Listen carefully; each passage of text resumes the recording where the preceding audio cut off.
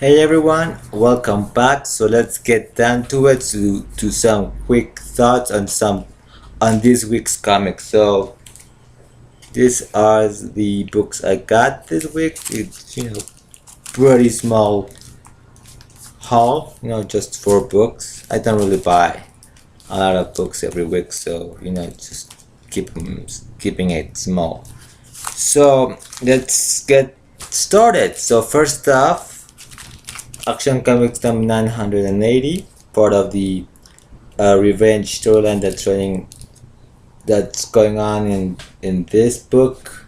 So it's been building up since Reborn, actually, with the with Cyborg Superman Hank Henshaw bringing the his new revenge squad together.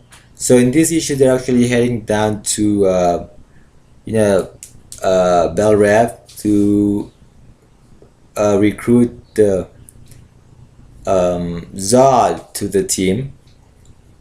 Very interesting story. Not a lot of movement, I would say, for this issue. Basically, it's Cyborg Superman and the Eradicator going to Bell Rev. They're going to the Black Vault, and we kind of get we get the origin of Cyborg Superman, which basically it's the same origin since before the whole new 52 thing. So it's basically his original origin from way back when. So nothing's really changed. So if you're new and you've never did know who the Cyborg Superman was or his origin, you actually get a quick look at his origin. I would recommend, though, if you can find Superman number 81. That was the first Superman comic I ever bought. That's the origin of the Cyborg Superman, from how Hank Henshaw became the cyborg. So if you can look up for that back issue, you really get a really good full origin of the Cyborg, which is just pretty much just summed up in page spread. Uh, the art is by Patch Cincher, so he's back after a long hiatus from seeing him. So we get this really earlier. Give me a second. I'm trying to find the page. Here we go with this double page spread. You get the summarizing of the origin of the Cyborg Superman. Like I said, you can actually pick up Superman number 81 for like the full origin of how Hank Henshaw became the cyborg. But I gotta say, this splash page, well, actually, this splash page here, like that's like the 90th looking splash page I have ever seen in a long time. I mean, the whole, the villains are all posed, and you got like to the dialogue, you actually get like the introduction of which other characters are, and we get their motive for joining the cyborg. But like I said, not really much happens except Superman ends up following the cyborg and Eradicator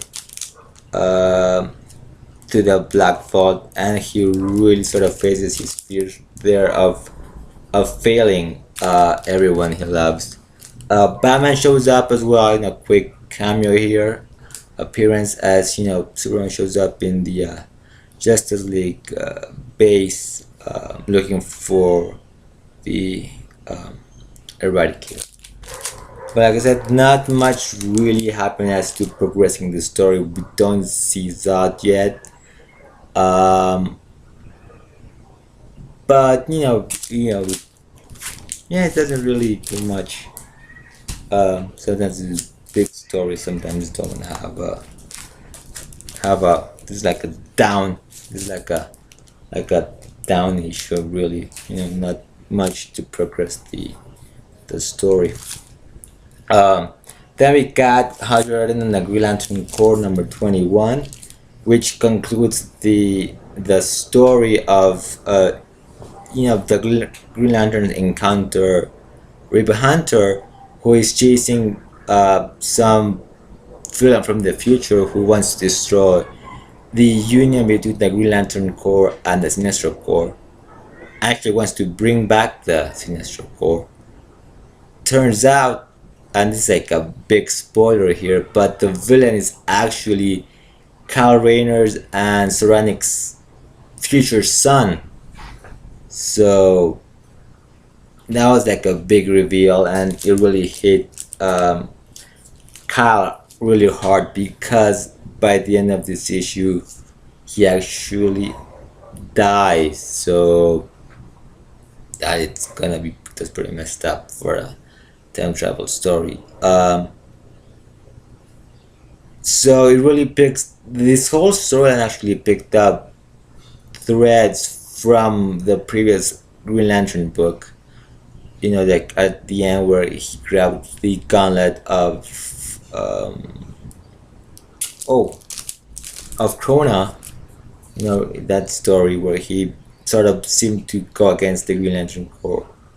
Got the most powerful weapon in the universe, which is the gauntlet of Krona, which this villain, which I forgot his name, actually wanted to use to bring back the Sinestro Corps, but what's this? Sarko. That's the name of the villain, Sarko. Which, like I said, we find out that because he's actually was or will be the future son of Kyle Rayner and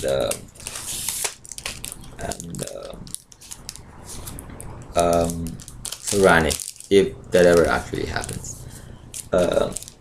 So that's that. Wonder Woman number 23, which concludes the truth. This is the final issue for Liam Sharp. We still have one more issue to go, and then there's a one-off, which is issue 25, and then we get the new team. So this is Liam Sharp's last issue. Very convoluted ending, I would say.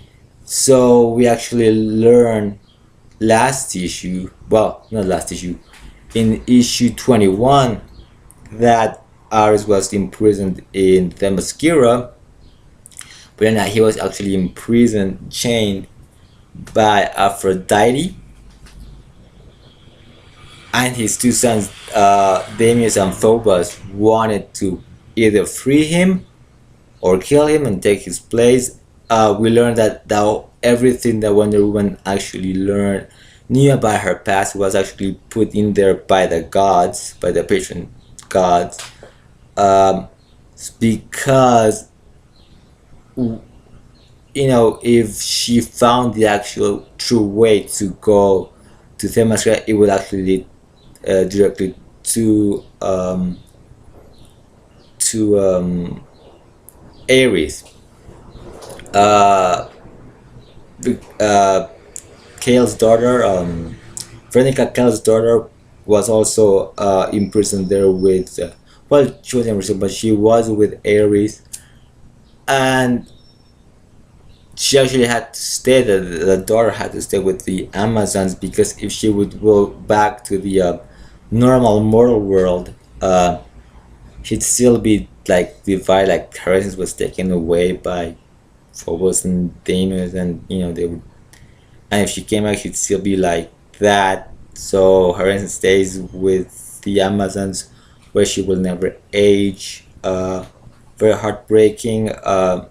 This particular scene here in the cover also is shown inside the book, and pretty much, well, sort of like, not exactly like that, but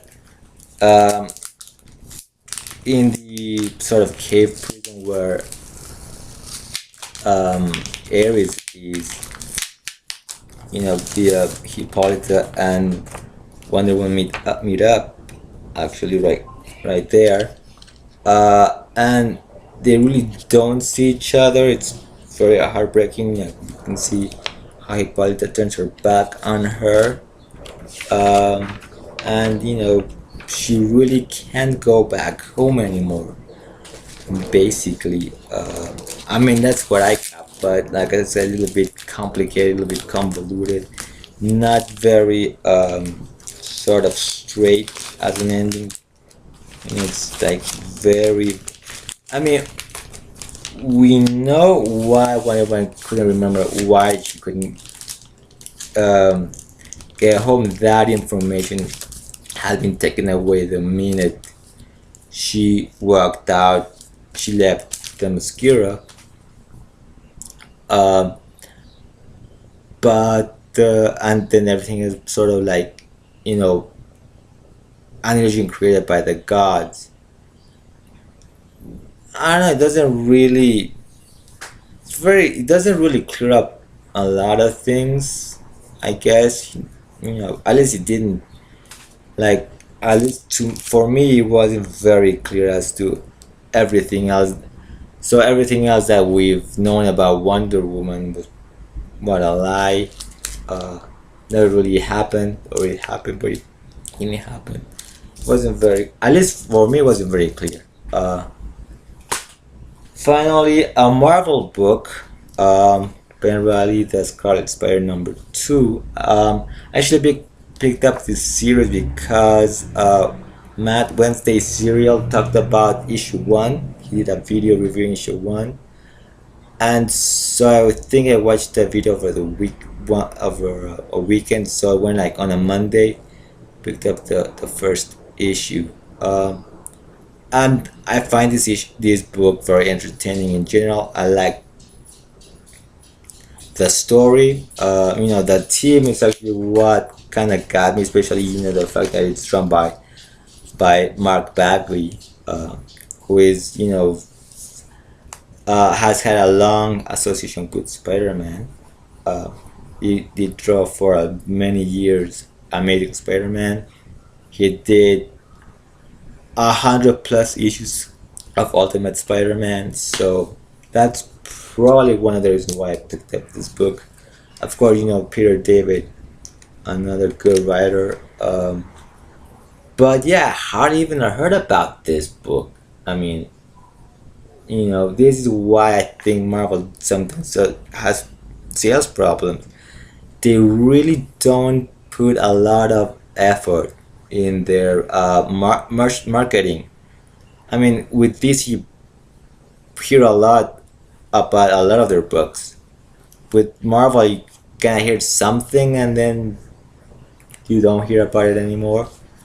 And if it wasn't for that review, for that video, that wouldn't have picked this book up at all. I mean, it was just, because, the big sites don't talk about it. Maybe there's some review out there. You have to look up for it, but really, I think Marvel should push it a bit more.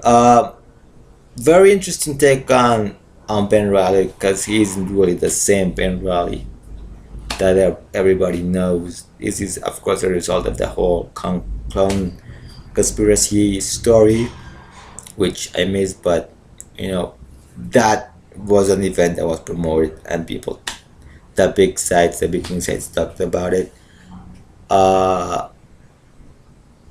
and it certainly gives a very different taste of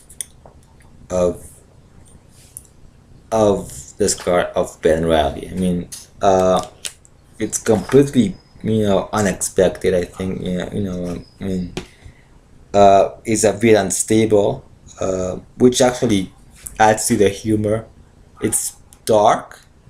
It's got dark humor, I would say,